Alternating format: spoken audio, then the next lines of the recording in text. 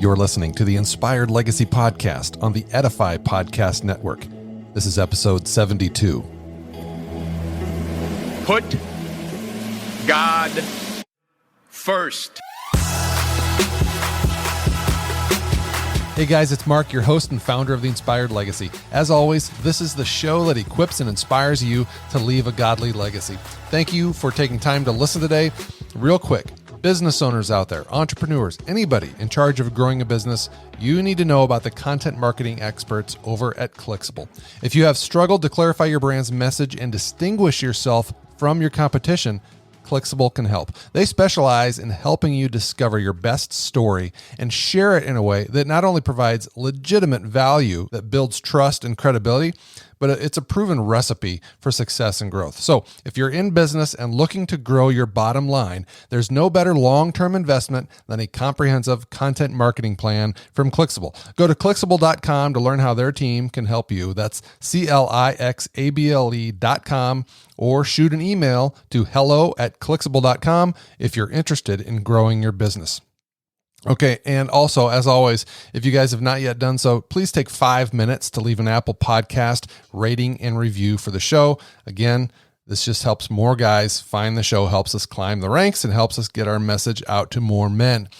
And if you haven't done so, be sure to get signed up for Inspired Inbox. That's my weekly devotional to equip you guys with the armor that you need to fight the good fight and be the husbands and fathers and men that God designed you to be. So you can find links to leave a review as well as sign up for Inspired Inbox in today's show notes. Okay. Today I've got an interesting one for you. Today my guest is Dr. Anthony Randall. And he's a man with really an incredibly interesting story, I think, and an interesting resume as well. He's a former Army Ranger as well as a military chaplain with the Special Forces. And now he's a coach who focuses on executive coaching, character and ethical leadership development, strategic decision-making, emotional intelligence, and probably a lot more that I'm not mentioning here. But through all of these life experiences, Anthony has a ton of insight and wisdom to share, specifically around leadership and through that lens of leadership, leading ourselves, our families, our circles of influence, which we talk about today. And he also dives into the importance of finding our identity in something greater than ourselves or our titles. And he shared some stories that illustrate the practical ways that we can lead others to Christ. And Anthony points out that, we all believe in a God. It's just a matter of whether we believe in the one true God or whether we think we are God. Here's my conversation with Dr. Anthony Randall. Welcome to the show, sir. Hey, it's good to be with you this afternoon, Mark. I'm excited that we're finally making this happen. Like we just talked about off air, we kind of went back and forth with schedules, and you're a busy dude. So I'm thankful that you were able to carve out time and make this happen. And I've been looking forward to this conversation for a while, just because you seem like you've seen and done, I don't want to say it all necessarily, but a lot of things. And I kind of want to, we'll go wherever the conversation takes us today, but I kind of want to touch on a lot of that stuff because I know you have a lot of insight for men listening and watching today. So before we dive in, I kind of like to frame up, who you are. Most importantly, you've got a home life. So tell us what you've got going on at home in terms of marriage, kids, and whatnot. Yeah, so thanks for having me on today, Mark. Privileged to be here. I'm glad we could finally do it. It has been a little hit or miss lately. So we live in Midland, Georgia, and my wife, Janine, and I have been married for 24 years come this June.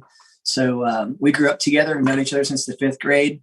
Wow. That was about it. Yep. So most of that time, she didn't want to have anything to do with me. And then we had about 8 years of not seeing each other through high school and college. And then we were reacquainted after college. So 24 years married, and we have 3 children. So a daughter who is a junior in high school, rising senior. And then we have 2 boys who are 14 and 8, an 8th grader and a 4th grader. So, and we have 2 dogs. We've got a golden lab and we've got a German shepherd. So that's kind of the makeup here in the Randall household. Man, you were right in it though with the kids. I mean, those are some fun yet interesting age ranges. Yeah, they are. They're a lot of fun.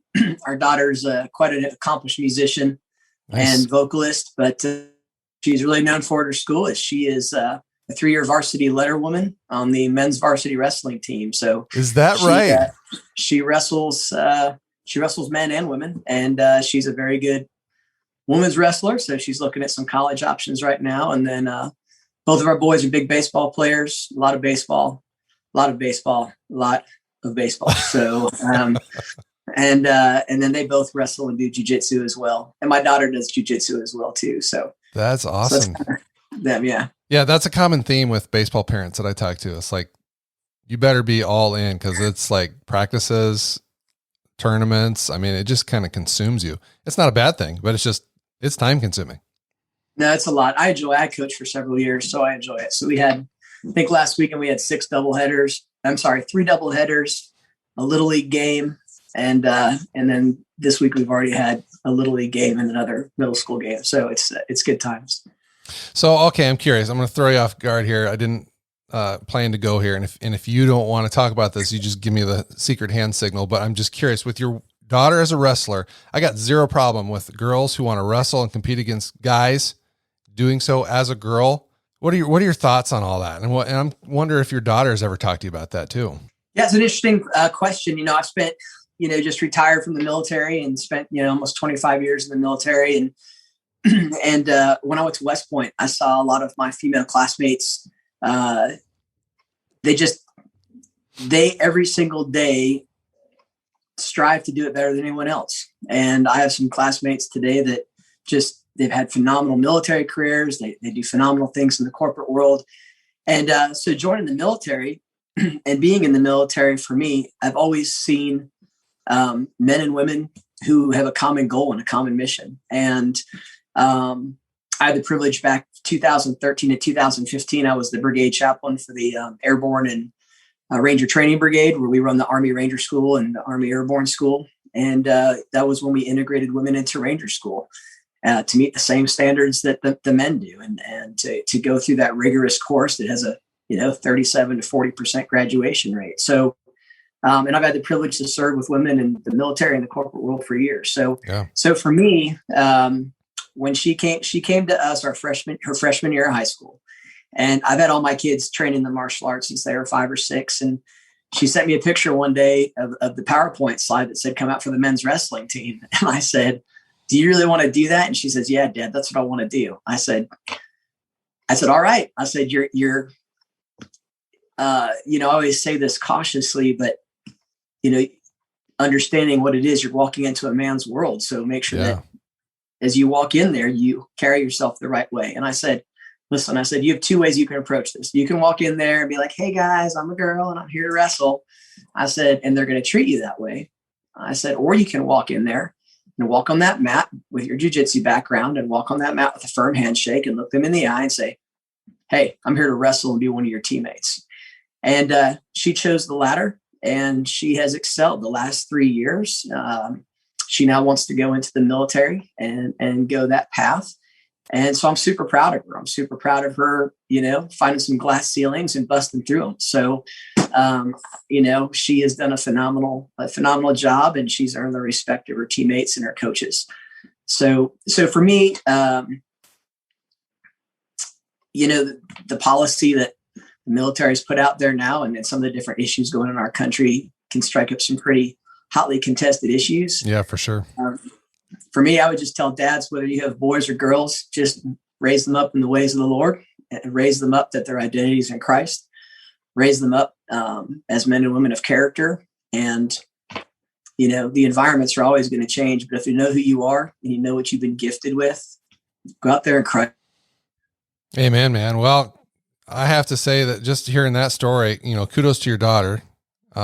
Kudos to you, because I think you approached that and you handled that exactly the way you should have. And I should probably expect no less from a leadership coach. So I want to talk about your resume a little bit, because like I said in the intro, you've seen and done a lot. You're wrapping up an illustrious military career right now. So kind of give us a snapshot of, basically what you did in the military as much as you can, and then what you're transitioning into now and how that kind of translates into shaping men. Sure. So, I grew up in a middle-class home out in Denver, Colorado, out in the suburbs. And my father had served in the Air Force. Our family I'm the 8th generation of the Sons of the American Revolution. My 8th great grandfather was at Lexington and Concord, was mustered with the Massachusetts militia. So there's been kind of that heritage in our family. My dad was in the Air Force in the 60s during the Vietnam era. So I always kind of had that pull. And I'll never forget in high school, an Army recruiter came over to our house, and he had that 1980s Be All That You Can Be trifold. Yep. And he opened it up and it said Airborne, Rangers, Special Forces. And I said, I want to do that, that, and that. And he's like, well, and I'm like, listen, dude, I'm like, either you tell me that you can get me to do that, that, and that, or I'm not interested in talking to you. And he left. So as I got into high school, I started looking seriously at it, and I ended up applying to the Naval Academy and to West Point. And by the grace of God, was provided a nomination and an appointment to West Point. I was the third alternate. I got called on the very last day. Congressman called me on the phone, and I had already accepted a full ride to a major university with a Marine ROTC scholarship. And my dad said, hey, this congressman's on the phone. He wants to talk to you. And, I've got this letter in my hand, the keys in my hand to drop it off at the post office. And he says, do you want an appointment to West Point? And I said, well, sir, I've already, got to. And my dad literally knocked the phone out of my hands and looked at me. He's like, what are you doing, man? This is your dream. So got to go to the United States Military Academy. Love that. Came out of that, spent 5 years as a engineer officer. I had the privilege to go to the Army Ranger School and Airborne School and Jump Master School and Air Assault School and all those schools that we get to do in the military, and spent my time in the 82nd Airborne Division as a young lieutenant and a captain. Nice. So was able to do platoon leader jobs and jumping out of airplanes and blowing stuff up. And it was a great time. I wanted to go to Special Forces after all of that, and I put my packet in. And about 6 months before I was supposed to go to the Special Forces course, I had received 2 injuries. I got a detached retina in my left eye from a jump master accident, just hanging out the door of an aircraft at 130 knots, getting ready to put jumpers out. And I didn't have goggles on. Blast of wind hit me in the eye, detached my retina. So I had to go for emergency surgery for that retinal reattachment. And as I was going to surgery, they did a quick little physical on me, and they said, do you know that you don't have one, but you have double inguinal hernia. You have 2 hernias. So long story short, I went from hero to zero in the 82nd Airborne Division in about 30 days. Wow. And I really began to understand that my identity needed to be in something else besides what badges you wore, what you did, but who you were. Did you already have faith at that point? How did you come to that realization?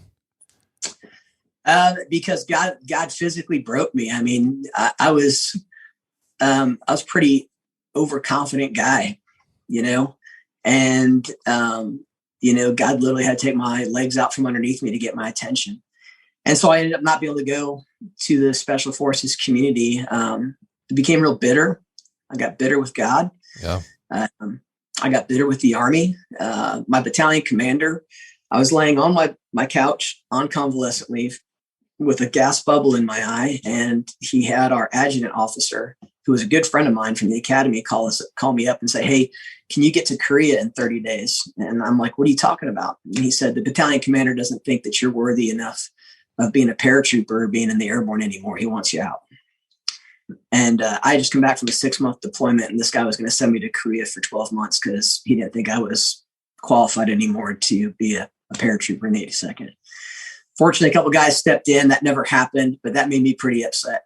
And I realized that, you're a number and not a name in any way. Yeah. So I got out of the military in 2001 and was a little bitter about that. But between 99 and 2001, the Lord really grabbed a hold of me. And my wife has always been a very strong woman of faith. After spending 15 years of my career as a chaplain in the military, I still have friends that approach me today and they go, are you seriously a chaplain? Like, really, you're really in ministry? Because do you remember back? And I'm like, yes, I remember back when, and so God got a hold of me those 2 years, and I really started spending time in God's word and in devotions, and got active in my church. And I went out in the corporate world. So I wrote a book on leadership. I started a consulting company when I was 27, was working for a large pharmaceutical company doing territory sales and management. And I thought that was it, Mark. I thought, I was living on a golf course in Raleigh, North Carolina. Life's good. And literally in a dream in October of 2002, God spoke to me in a dream, and he spoke to my wife the same time. Wow. And I said, "Hey, is the Lord leading you to anything?" And she said, "Yeah, he's telling me you're supposed to go back in the military." And I said, "That's what he's telling me too." And I said, "But as a chaplain." And she said, "As a chaplain?" And I said, "Yeah." And she said, "That's the best decision you've ever made. Let's do it." And looked at her sitting in it was like 3:00 in the morning, sitting in our bed. And I looked at her and I said, "This is the first decision that I'm not making in my life. This is where I'm completely surrendering my life to Christ." Mm. And so from there, we went back to Colorado. I went to seminary for 3 years, privileged to pastor at a church out there for a couple of years, was a police chaplain on a police department for a few years. And then in 2006, I came back on active duty as a chaplain. And what's really been cool from 2006 and, up until this last year is that I've had the privilege to serve in every sort of special forces and special operations, special missions unit in the military that I ever wanted to serve in. But I didn't serve as an operator. I was able to serve as a pastor, as a shepherd, as a chaplain. And that was really cool. I was able to go back to the Ranger Training Brigade. I was able to serve in special forces. I was able to serve in special missions and I think I have 6 combat deployments, with all that. So God came through, but in his way, not yours. Yeah. And I think how many times do we run these parallel paths with the Lord instead of seeking that convergence, that alignment and finding really what he's called us to do. Yeah. Yeah. Well, and I think so many guys can relate to that. I know I can, because we're guys. We want to do it ourselves. We don't want to feel like we need God's help or rely on anybody for that matter. So we keep charging down, head down, doing it our own way. And you typically only turn to God when things feel like they're falling apart, but to proactively open your heart and your mind up to what God is telling you to do in your life, the steps to take. You're proof that he can get you where you want to go. It's just not going to look the way that you thought it was going to look. Yeah, absolutely. And I wouldn't go back and change anything about it. I mean, what I've seen the Lord do in my life and our family's life and the lives of those that we've been able to serve with has been just absolutely incredible. Are you able to kind of touch on some of the deployments that you were on? Like, did you go overseas, or what was kind of your role as a chaplain specifically? Yeah, I think that's a good question. I think a lot of times when people say, well, what does a chaplain do? Is it, what involves being a chaplain? And one way that I've always tried to teach it or give a perspective of it to chaplains that I've had the privilege to serve with and coach and mentor in life is that a chaplain is really 4 roles in one. You're a pastor. You preach the word. You preach the gospel. The last several years at Fort Benning, I was a senior pastor of Crossroads Chapel, which was a large, non-denominational, multicultural military chapel. We ran, 400 plus on Sundays and had a really strong community here on base. So you're a pastor. The second thing you are is you're a priest. You provide the sacred. And I've probably experienced that sacredness most in combat when, we baptize Mary and Barry. And so you bring that sacred presence into dark places. You bring that sacred presence into places where you can be celebrating baptism or weddings or those kind of things. You can be mourning and grieving loss of loved ones, whether it's in a child in a hospital or a loved family member, or whether it's, one of our brothers and sisters who's, made the ultimate sacrifice. So you bring that priestly element to it. The third thing that a chaplain does is they're a prophet. They speak truth to power. And what a privilege, it was as an Army chaplain to be able to be that spiritual leader, that listening ear, that confidential sounding board for military commanders who are making life and death decisions every day. So being able to be that moral, ethical compass, being able to be that confidential resource as you gain their trust and confidence that they can rely on the Padre, rely on the Chappie, and so some of the greatest relationships I had over the years with my commanders and just establishing that trust and that rapport. I think part of that was that I was prior service, that I'd already been a Ranger. I'd already done some things as a line officer. I kind of understood what it, meant to walk in their shoes. And so that was phenomenal. And the last one was just being a person, just walking and doing life with people every day. So being a full-time chaplain is a blast. Most pastors see their congregation on Sunday and maybe Wednesday night. As a chaplain, you're at work every day with your flock. I mean, you're there every single day with them. And so it's great. So on combat deployments, was deployed for 15 months from 2007 to 2008 with the 3rd Infantry Division. And that was pretty intense deployment, 15-month deployment, conventional unit. We're out on the roads every day, out doing patrols every day, very active. And that was my first time to combat. I'd been on a peacekeeping deployment in 1998 to Egypt as a line officer, but that was pretty eye-opening experience. And then follow on from there, the next several years, as I was in special operations, I deployed 5 more times to Iraq and Afghanistan with special operations units, which is a dynamic environment to be in. Some of the most world-class individuals I've ever met in my life. For sure. You would never notice them walking up and down the street every day, but phenomenal experience. So different breed of individuals for sure. I'm curious, especially in the special forces community where you've got your alphas of your alpha males, right? Are they more reluctant to come talk to somebody like you or open their heart to the message of Christ, or are they just like anybody else? Well, they're uniquely gifted and wired. I mean, the assessment and selection process that we use in special operations, we all have to go through it.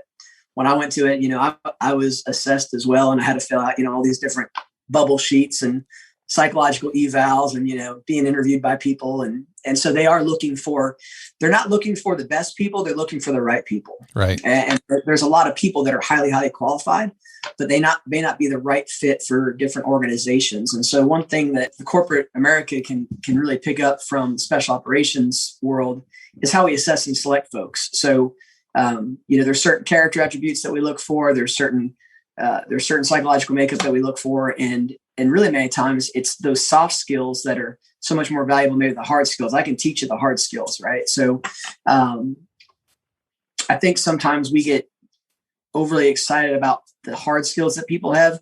We don't do a good enough job interviewing the character of who they are, what their makeup is. And I think at least for veterans, when veterans get out in the marketplace, one of the greatest things that veterans have to offer is that we're jack of all trades and master of none. We've done leadership. We've been put through tests of adversity and duress and trials and tribulations. We've been given assignments more than once that's just basically go figure this out, and you have to. From my experience, you're absolutely right. People tend to advance and climb the ladder based off of the skills that they bring to the table and not so much the intangibles, like you said. And so what I've seen happen is people get promoted and up the ranks, and then all of a sudden they're kind of out in front of their skis a little bit, and they can't handle some of the situations that they're put into. They can do the work, but in terms of managing people and expectations and just sort of, like you said, the softer skills that are needed for those roles, something that the veterans are uniquely qualified to bring to the table. And I think that turn the tables and look at this at fatherhood, or through the lens of fatherhood, I think that a lot of the same things can be said. It's like, it's one thing to go out and play catch with your son or wrestle or what have you. And those things are vitally important. Don't get me wrong, but there are other softer skills that are needed to discipline correctly, coach them through puberty and adolescence and those really tough topics that I think that if guys aren't equipped and have a good foundation themselves, they find it hard to coach their children through those tough times. So, by the time you're a dad, you had a few experiences, right? For sure. And at least one that we can confirm. Right?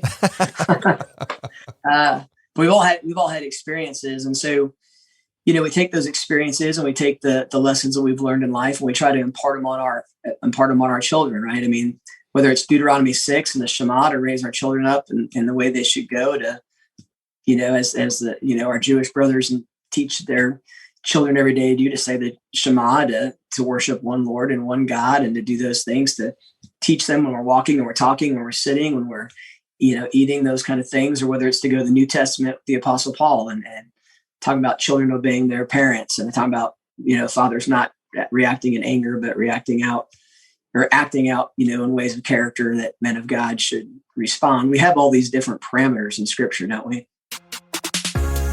This podcast is part of the Edify Podcast Network.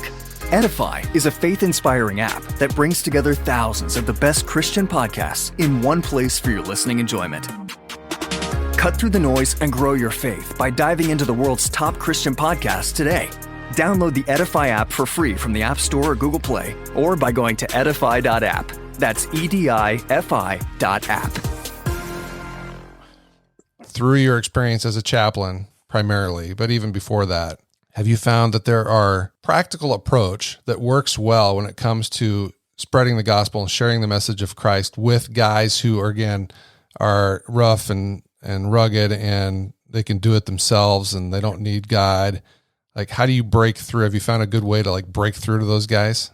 Because I'll just add to this, because I feel like that is the sort of the same mentality that teenagers have. Mm-hmm. I found that to be the case anyway. You know, like they enter those teenage years.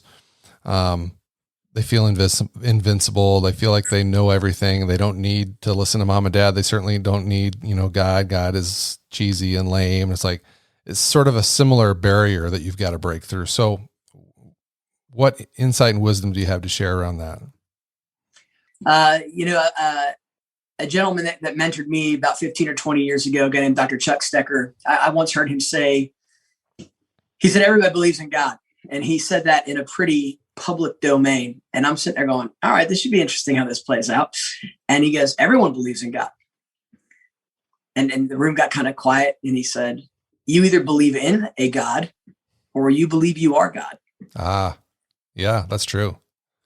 And he said what he's found in his life experience, and now I'm fast forwarding my life 20 years now, and I'm where he was 20 years ago. I challenge guys all the time, and I say, you either believe in God or you believe you are God, but you will come to a place in your life where you have to ask yourself, would I really want to worship me? Mm. Yeah. If I really looked at myself 24/7, would I really want someone to worship me that we're supposed to worship God? And we come to a place in our life where we recognize that we are not in control. And as much as we try to cling to control, we can only control things that we can control. And so that's how I open it many times. Is I say, hey, everyone believes in God. You either believe in God or you believe you are God. But you're going to come to some crucibles in your life where you're going to have to really answer that question. Right.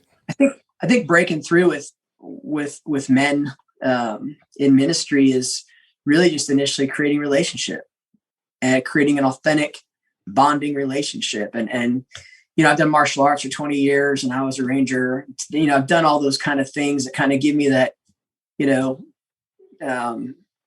just experience to relate with guys.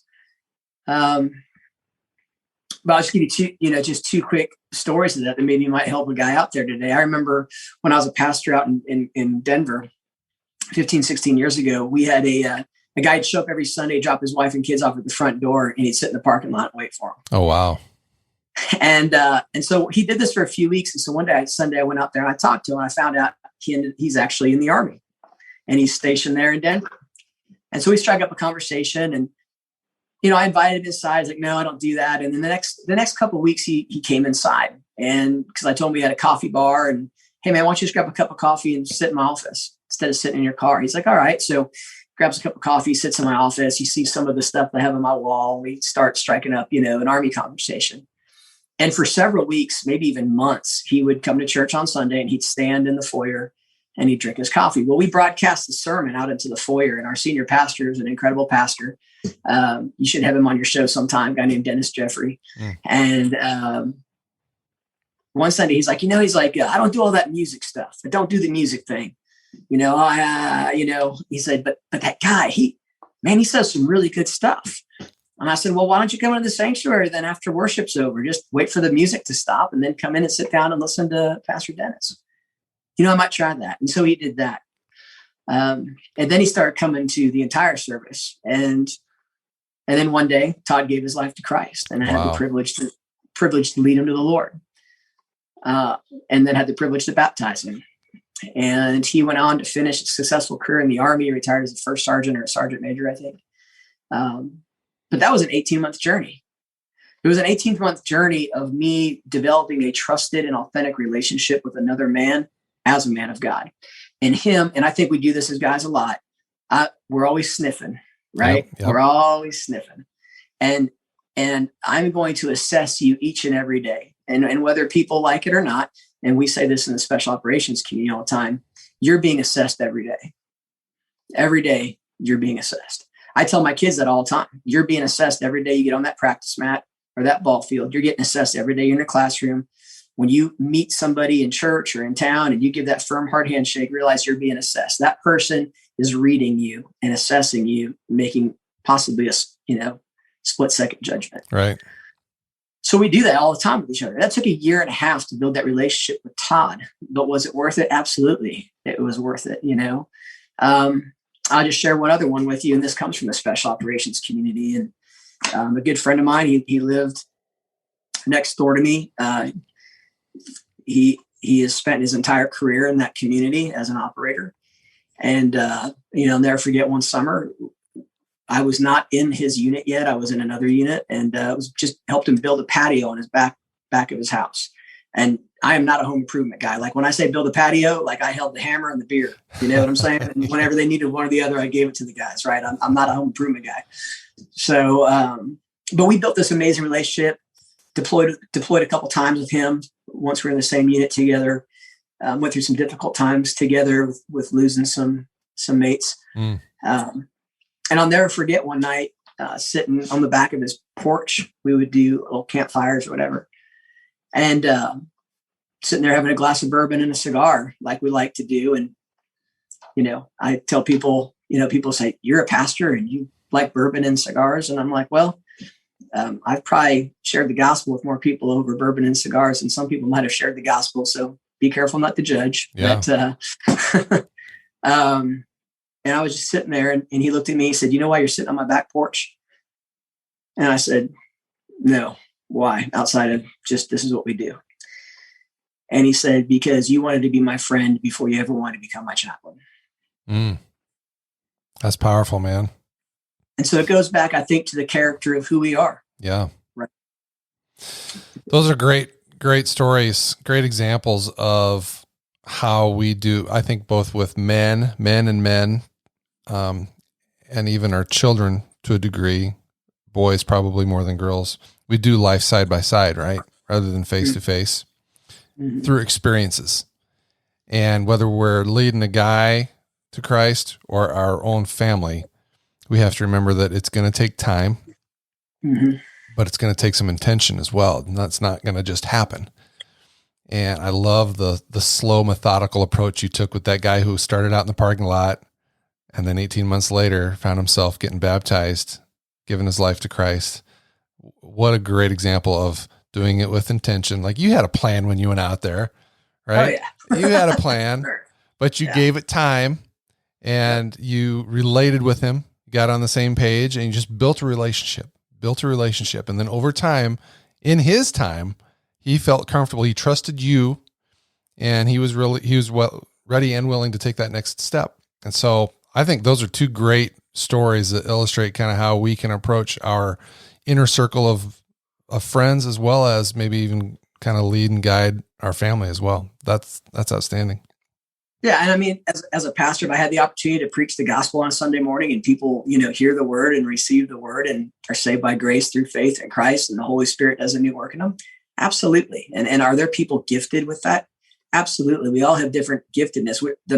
I lead a men's Bible study on Zoom on Wednesday mornings, if anybody's interested, but we have a great group of guys. And, this morning we're in 1 Corinthians 9, just talking about how the Apostle Paul was free from the law, but when he was with his Jewish brothers, he followed the law, that he was free because he was under the law of Christ, which allowed him to, be a Jew to the Jews and the Greeks to the Greeks and the Roman to the Romans and whatnot. And so we all have a different style or way of doing that, Mark. But you've got to establish that trust and that relationship and be able to just do life with people and go through their struggles, as well. So at the end of the day, we're all depraved. At the end of the day, we've all fallen short of God's glory, and we need his grace. Yeah. And at the end of the day, we get down to those brass tacks, then, I just always challenge guys, what's their method in sharing the gospel? Because we'll have a different one. And can I hit on the childhood thing real quick? Yeah, absolutely. The children thing, yeah. all that. whether it's children or whether it's teaching character development and leadership development in the corporate space, or whether it's Ranger School. I mean, people are like, wow, what's Army Ranger School like? 62 days. It was 120 for me because I'm a little slow, but 62 days of, 1 or 2 hours of sleep a day, carrying a 125-pound ruck, moving 8 or 10 miles a day, 1 to 2 meals a day. I mean, it's brutal, right? There's a reason why there's such a low graduation rate. But really, it's that school teaches 3 things. Can you lead yourself? Can you lead your peers? Can you lead a team? That's it. And I think when it comes to being a father and when it comes to fatherhood and raising kids, can you lead yourself as a father and as a husband and as a man? That's where it starts. Can you lead your peers? Yep. Can you lead your spouse? Can you allow them to lead you? Can you lead other guys that are fathers and husbands around you?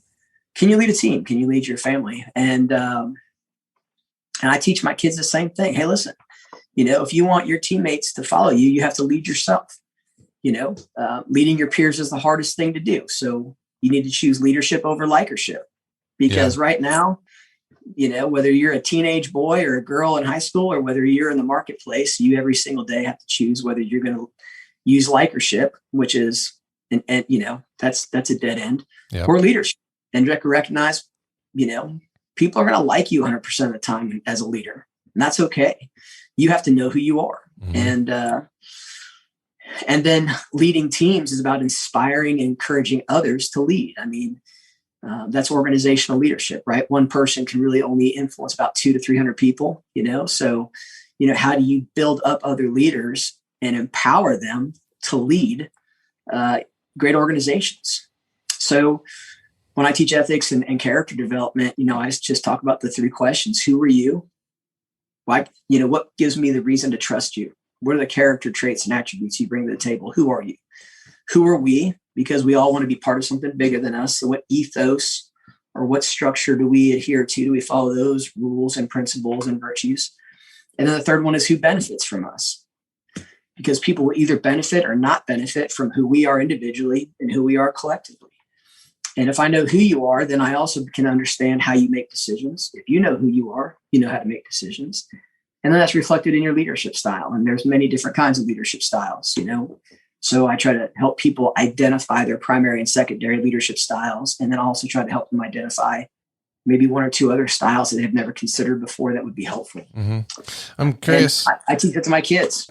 I think when people think of leadership in the military, they think of like, do as I say because I said so. But do you get a chance to practice servant leadership in the military? Absolutely. I mean, servant leadership in the military is, I think, one of the most profound ways to lead in the military or anywhere else. I would agree. The greatest leaders that I've ever been led by were servant leaders. It's what drew me to them. They were willing to do anything that they told everybody else they had to do. They were the ones that got in the back of the line and ate last. As an officer in the military, in the Army, you're always taught very young age, officers always eat last. Soldiers always eat first, But, are you willing to load that truck up with gear just as much as the private is?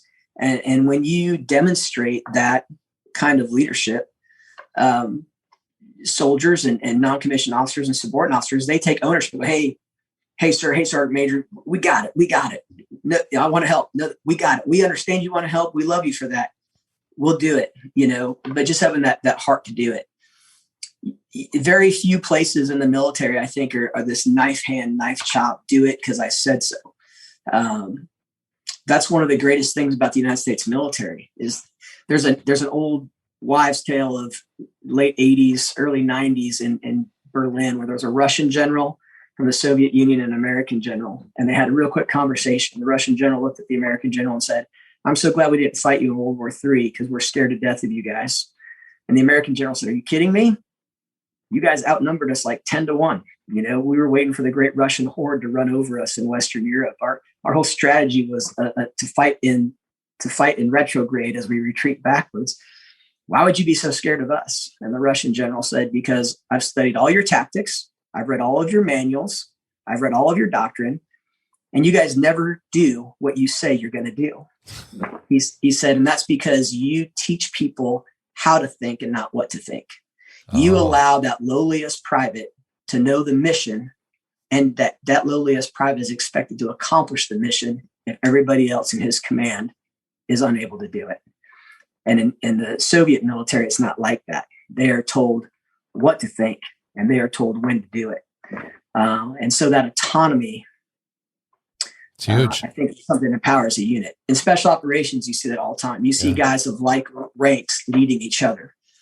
You see guys that are all very senior, and it's not about rank. It's about, can you deliver, and can you get the mission done? And if you can, I'll follow you. Yeah. So yeah, I hope that makes sense. It does, totally. I've heard people say similar things, and I totally wholeheartedly agree. And you see that line of thinking and that approach to leadership develop better teams in the corporate world. I know it works in the military. A lot of it translates to fatherhood and leading our families. I love the thought of, did you say likership versus leadership? Likership versus leadership. Yeah. You're never going to change the world or make an impact by being liked, right? Mm-hmm. You've got to be able to lead, and it starts with leading yourself. So I constantly remind myself, and I try to teach other guys, it's like, what are you doing that you shouldn't be doing? What aren't you doing that you should be doing? And I think Proverbs talks about that. And the Bible talks about that in lots of places, but that's where it starts. And so you've got to constantly evaluate. You said we're always being evaluated. We need to be always evaluating ourselves through that lens. How am I leading myself? What do I need to cut? What do I need to lean into a little bit harder so I can grow? Because if we fall into an area of comfort, we're not growing, we're not becoming better, we're not ultimately leading ourselves, developing ourselves into leaders that our family needs. So one question that I always like to ask my guests, and I didn't prep you for this, I don't believe, so see how well you can answer this on the spot. And it is one of my last questions. So we talk about this on this show. I talk about legacy, and I think I mentioned it to you before we got on the air that everything that I do through the Inspired Legacy is to ultimately equip guys to become better husbands and fathers so that they can leave a godly legacy. But that kind of means something different to everybody. So I'm always curious, like, what does it mean to you to not just leave a legacy to your family, but to leave an inspired legacy? When you hear that phrase, what does that mean to you? To leave an inspired legacy. I've done a lot of funerals over the years where the eulogy doesn't match the resume. And I think as men of God, as followers of Christ, our resume better match our eulogy, right? The hardest thing to do is make stuff up about somebody at their funeral. Yeah. Have you been there before or seen that before? I'm sure I've heard a eulogy where the truth was stretched, but probably didn't realize it. Yeah. Who are they talking about again? Oh, yeah. That's a powerful thought, though. Yeah. Yeah. We know what we want people to say about us. Are we living that? Are we walking it out day to day so that people can honestly speak that truth? Yeah. So I think an inspired legacy is living a life that others would want to emulate or follow. That's an inspired legacy. Someone who just has a lot of good stories, that's a legend. You've probably told a lot of stories about legends in your life, but guys that leave legacies are guys that other people are following in their footsteps to do something similar. It's an inspired legacy because it's living, it's real. It's trying to aspire to that place of excellence, Aristotle talked about the eudaimonia, the living a life of excellence, right? I think inspired legacies, they leave a life of excellence, and you can do whatever God calls you to, whatever he purposes your heart to do with excellence,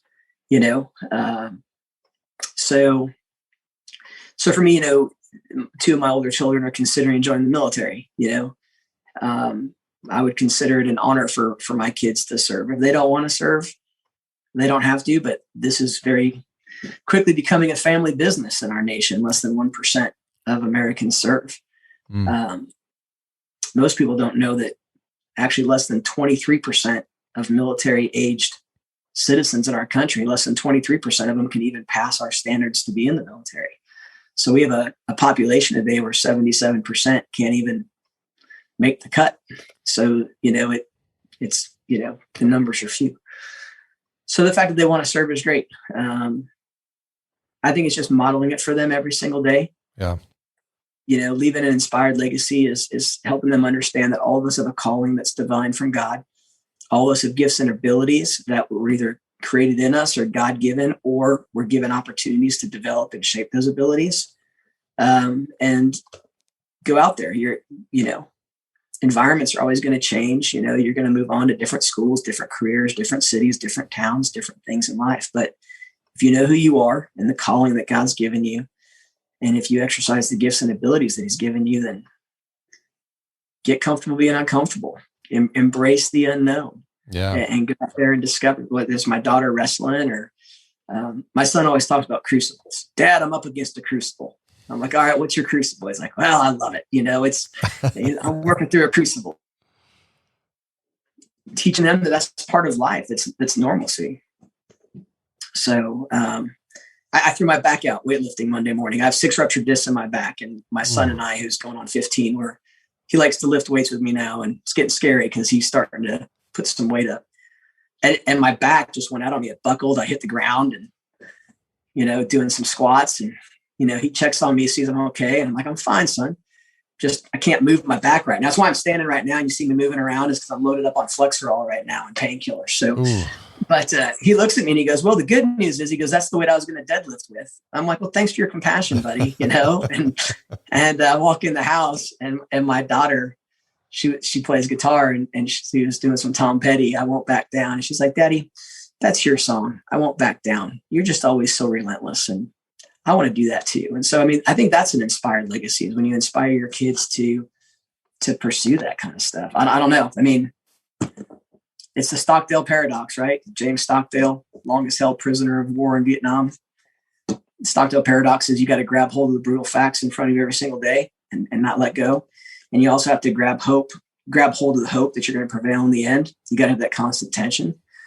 And that's why I try to teach them, dream big, reach for big, hairy, audacious goals. Most importantly, from my story we started with today, make sure they align with God's goals. Because, Mark, I've kicked against the goads. I've tried to do it my own way, and I've tried to do it God's way. And as much as you may think God's way is harder, it's easier than going against his will. That's for sure. Sure. Yeah. Man, that's a great point to end on. That's powerful stuff. I know that you're transitioning out of military life, like we talked about, into leadership coaching. Tell us a little bit about that, and maybe if guys are interested, how they can get a hold of you or follow you to learn more. Yeah, great. Thank you. I appreciate it. For the last several years, I've been developing my executive coaching and leadership development company. And so now, retired from the military, I'll be doing that full time. But basically, I do character and leadership development. I have an International Coaching Federation coaching credential course that guys can get coaching hours to take the course. So I do leadership and development training. I do emotional intelligence assessments, personality type assessments, strategic decision-making, all those kind of things. You can find all of it on my website. And then the other thing I do is executive coaching. So I love doing leadership coaching. I love coaching leaders. God called me to be an influential leader of leaders of influence. So I love nothing more than being the guy that you never hear of before, but watching other people succeed in life and empowering other people. Transformational leadership is about elevating and expanding and refining and forging people to be excellent and empowering them. So there's no greater joy that I have than watching other people excel. So if guys are looking for leadership and development for their companies or organizations, if guys are looking for executive coaching, you can go to my website. It's www.vanguardxxi.com. vanguardxxi.com. That stands for 21st century. So, oh, nice. There you go, man. That's awesome. Yeah, absolutely. Well, we'll link to all that in the show notes so people can easily find it and click over. I got to say, I don't think there's any better leadership program out there than the ones that involve kingdom-minded folks such as yourself. So I think you get so much more out of leadership development when you approach it through that lens. So guys, check it out. Anthony, appreciate your time today. This was a really good conversation. Great, Mark. Thank you for your time. Guys, thanks for listening. If you enjoyed today's conversation, share it with a friend and subscribe to the show so you don't miss future episodes like the one you heard today. And be sure to check today's show notes for all the ways you can stay plugged into the Inspired Legacy, including my free download called 9 Ways to Be a Better Dad. You can sign up for my free weekly devotional called Inspired Inbox. And you can join the private Facebook group, a community of other like-minded men looking to become the best husbands and fathers they can be. So get plugged in, like, subscribe, leave a review, and help more guys find the show, because we need more men battling together for the sake of the next generation. Until next time, live inspired.